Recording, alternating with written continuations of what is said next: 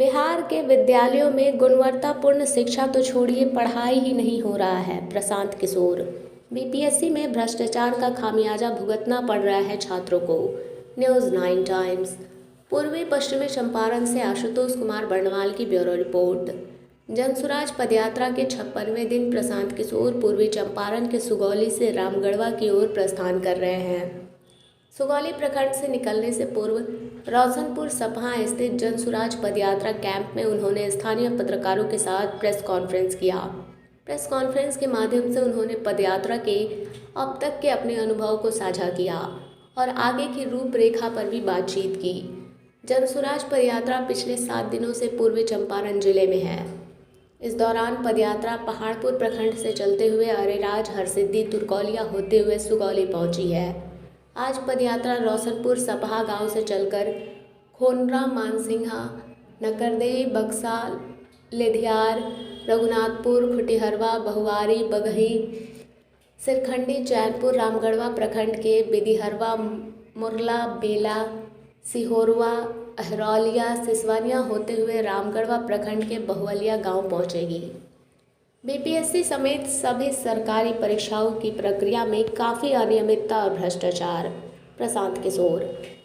सुगौली प्रखंड के रोशनपुर सपहा गांव में प्रशांत किशोर ने मीडिया के एक सवाल का जवाब देते हुए कहा कि बीपीएससी और सरकारी नौकरियों को लेकर जिस तरह की प्रक्रिया बिहार में चल रही है, उसकी विश्वसनीयता को लेकर बहुत बड़ा प्रश्न चिन्ह पिछले कई सालों के आधार पर लोगों के मन में है।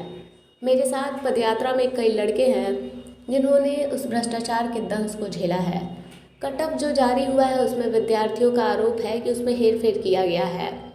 नौकरी को लेकर इतनी अफरा तफरी है, रोजगार कम है, अधिक संख्या में बेरोजगार लोग हैं, इसलिए हर तरीके का जुगत लगाकर लोग सरकारी नौकरी चाहते हैं और सरकार अपने सरकारी व्यवस्था को सुचारू रूप से चला पाने में असक्षम है।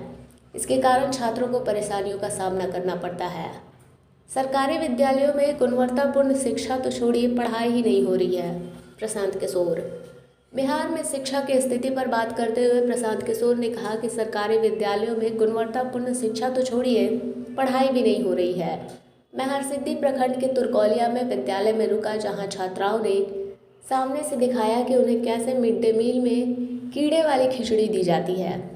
शिक्षक 11 बजे विद्यालय आते हैं और 1 बजे विद्यालय की छुट्टी हो जाती है और वह विद्यालय उस क्षेत्र का सबसे अच्छा सरकारी स्कूल माना जाता है। हम इसका वीडियो भी शीघ्र ही जारी करेंगे। साथ ही स्वास्थ्य व्यवस्था पर बातचीत करते हुए उन्होंने कहा कि जिन ग्रामीण क्षेत्रों में मैं जा रहा हूँ, ज़्यादातर गाँव में सरकारी कागजों पर ही अस्पताल नहीं है। निषाद समाज में जो अपने जीवन यापन के लिए जलाशयों पर आश्रित है, सरकार की ओर से उनके लिए कोई सुनियोजित व्यवस्था नहीं की गई है। प्रशांत किशोर।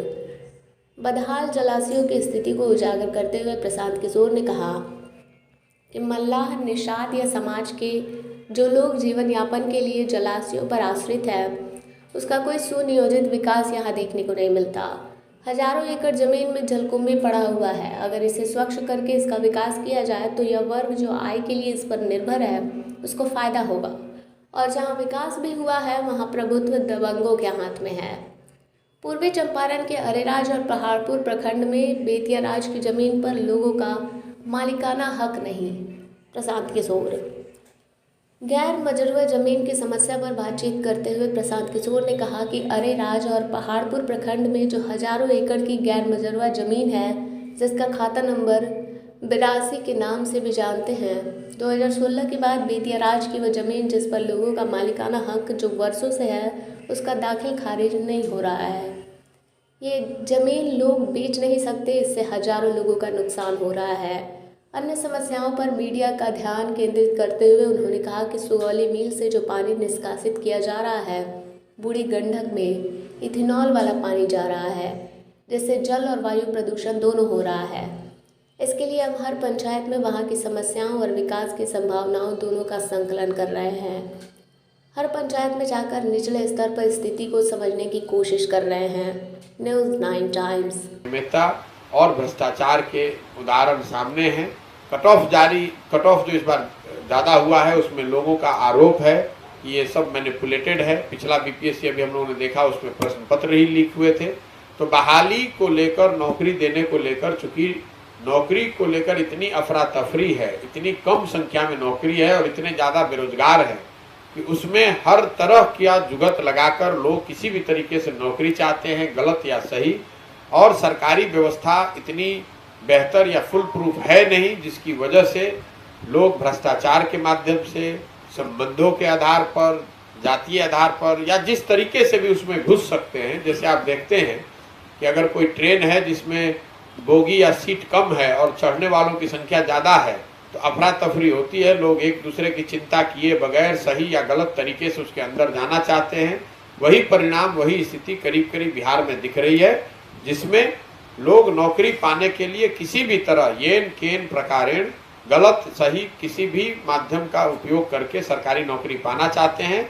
और सरकार की जो व्यवस्था है, जो बिल्कुल एक तरह से ध्वस्त है, वो उसको मैनेज करने में, उसको एक तरह सुचारू तरीके से चला पाने में असक्षम है। इसी वजह से ये समस्या आ रही है। सर, हमारा एक अरेराज और पहाड़पुर एरिया में बेतिया राज की जो गर्मजरुआ जमीन है, जिसको खाता नंबर 82 करके जिसका दाखिल खारिज रोक दिया गया है।